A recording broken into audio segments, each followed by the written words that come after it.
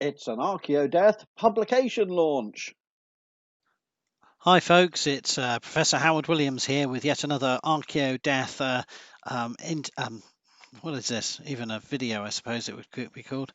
I'm a bit thrown because I'm trying a new headset. This is one that my department has invested me in, so I feel like a bit lopsided because it only came with one headphone. It's supposed to be look at this shit. I mean, look at that. So I suppose it's supposed to be look call centery. I suppose I imagine I might end up using it in the office because I don't have any headphones to spare.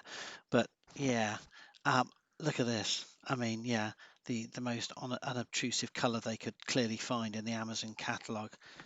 Holy cow. Anyway, it's an experiment in that regard. But my video today is going to be about my work editing the Offas Dyke journal. Now, I'm the designer and co-editor of this brand new academic research project that started last year, supported by the Offas Dyke Collaboratory, funded by the Offas Dyke Association and the University of Chester, and actually with an editorial board that's quite wide-ranging, published by JAS Archaeologia in Madrid, but also published printed copies available through Archaeopress.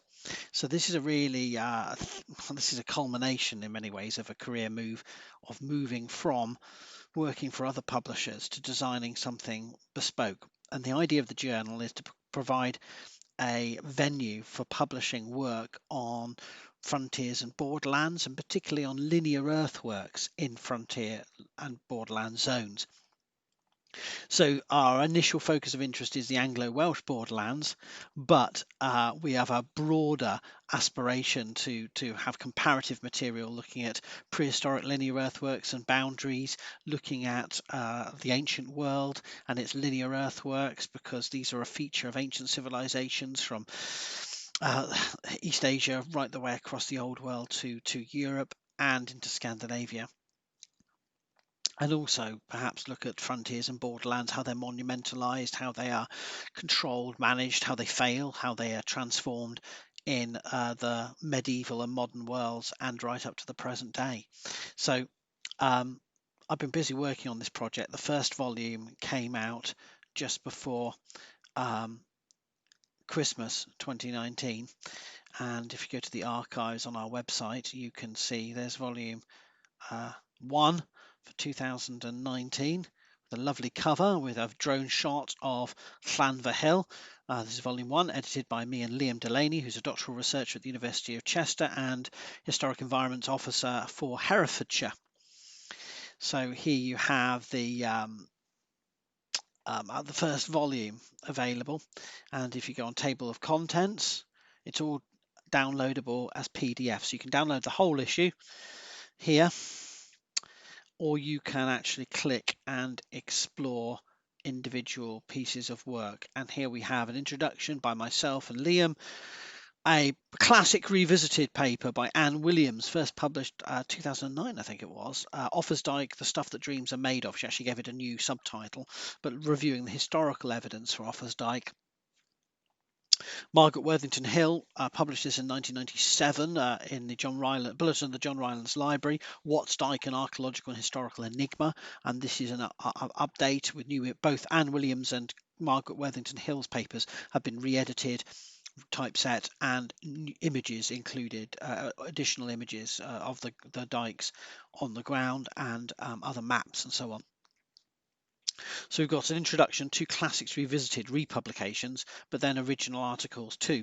So Paul Belford, who's director of Clwyd Powys Archaeological Trust, gives us a paper of reporting on the fieldwork by CPAT on Offas Dyke and Watts Dyke, hidden earthworks, excavation and protection of Offas Dyke and Watts Dyke.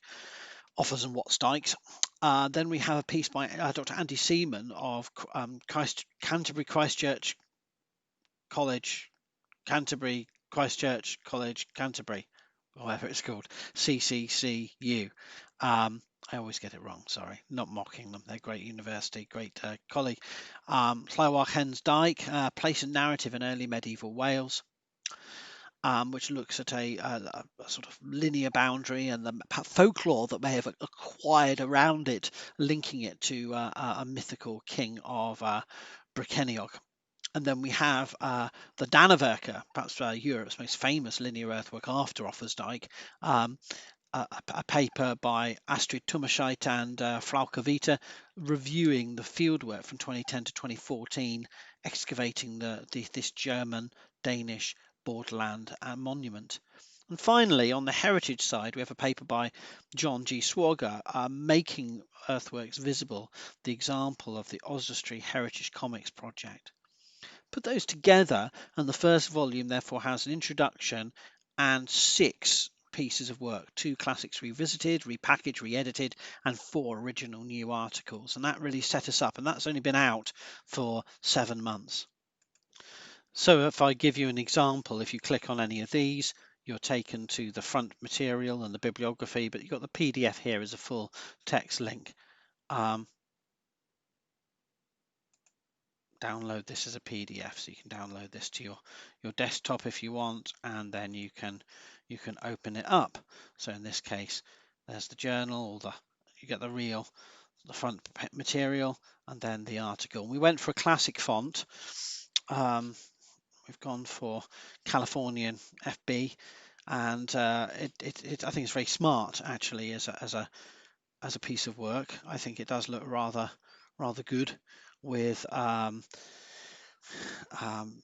versatility in color maps and tables, and I think it looks very smart as a journal. I'm very proud of what I've been able to achieve. I'm new to this. I've edited other journals and books, but having to do this for myself and design it from scratch with help and guidance, of course, from a range of sources, but this was a real challenge. So all the papers look like this. Now that's the backstory of last year. What I was going to show you, and I'll just give you a flavour of another one. Let's have a look at Andy Seaman's paper. So here we are again. Actually, it should appear in that bracket. I don't know why it hasn't done that, because it did it a minute ago.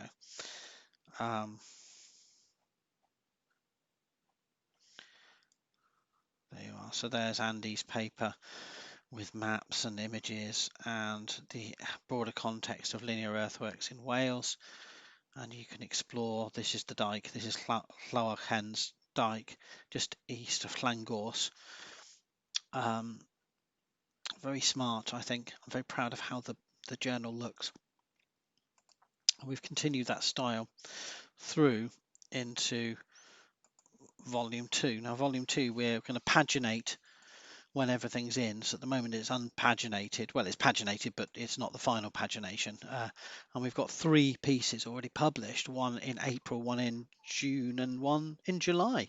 So in April, ahead of the Offas Dyke Laboratories Trevonan conference, which happened digitally, we've republished this piece by Tim Malin, which appeared over a decade ago, 2007, on Grimsditch, Wansdyke and the Ancient Highways of England, Linear Monuments and Political Control. And this is a very interesting and far-ranging and visual paper that really sort of brings up to date. It's dated now. There's a few pieces of work it doesn't reference, although there is a new introduction. I should have said the second volume's got this wonderful cover. This is new art by Richard O'Neill, produced for the Offas Dyke Association, and the Offas Dyke Association have generously offered to allow us to use this as a cover. And again edited by myself and Liam Delaney. And here's the paper by Tim Malin, who's a veteran field archaeologist and archaeological consultant. And he puts Offas Dyke and Watts Dyke in a broader context of the Cambridgeshire dykes and the Chiltern monuments, Iron Age monuments, and then early medieval monuments, and a very rich and detailed paper there. Now, in addition to that, last month we published, I think, a very important paper that was previously only a blog post by Keith Fitzpatrick Matthews, another veteran archaeologist of British archaeology. And here we have a piece that does something that has never been done before. It takes to task the various pseudo-archaeologies, false archaeologies that have been created, have been peddled about Offa's Dyke, including the suggestion it's actually Roman, which is rubbish. But it has been. It's people still approach me and say, "Well, I hear it's Roman," and that's because of various work that was done over a decade ago and 2 decades ago. And Keith really pulls that apart and justifies why it's early medieval. But he also takes archaeologists to task for perhaps being overconfident in how much we do know about the dating of these linear earthworks. So Tim Maliam's is a republication, a Classics Revisited. Keith Fitzpatrick Matthews is giving us a new paper for the first time, but it's inspired by his long-standing blog, Bad Archaeology, where he pulls apart all sorts of frauds and false archaeology is peddled from across the world, from imagining ancient aliens and supernatural views of the archaeological record and the human past, right the way through to extremist political groups, neo-Nazis and others that have their own take on the past. And the third paper is a Classics Revisited 2, and this is published yesterday. This is by David Hill, who sadly passed away in 2011, but ran the Offas Dyke project, excavating in small scale up and down the line of Offas Dyke and Watts Dyke. And his work is very important, although it was never fully published. And available for the first time. I'm very pleased to show you again with the brand new front cover, and we have here published first time electronically, I should say, and published with a new introduction by me. That's my introduction. Then the paper begins down here. Redrawn maps, improving on David Hill's black and white maps, giving us a sort of a flavour of the work done in the 70s, 80s, and early 90s on Offas Dyke and Watts Dyke in the area that was up until from 1974 up until more recently, I think it was 1996, was the county of Clwyd, which is now Denbighshire, Wrexham, and Flintshire.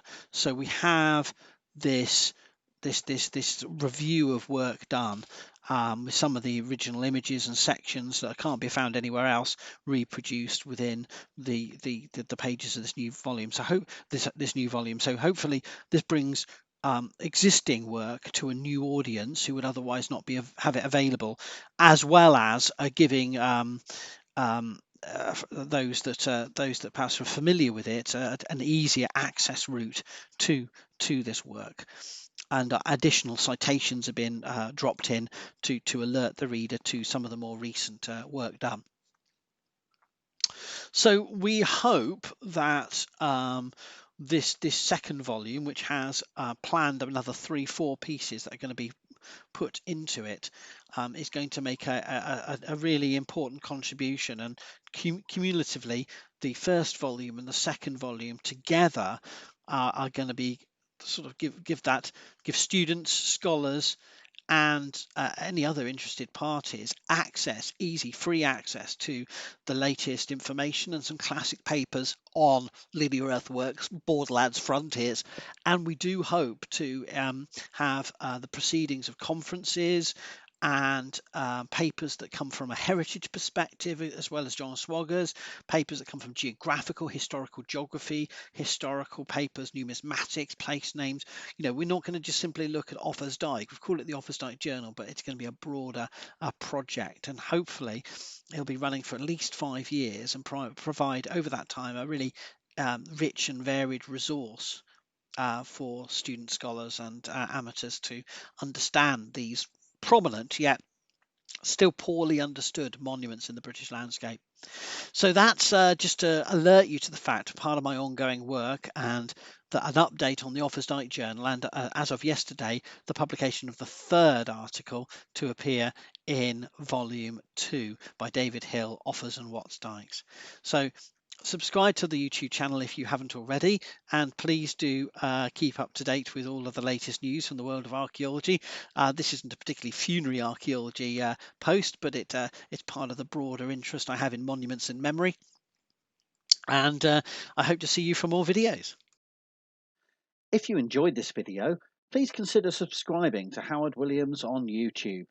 In addition, consider following the Archaeodeath WordPress blog at howardwilliamsblog.wordpress.com.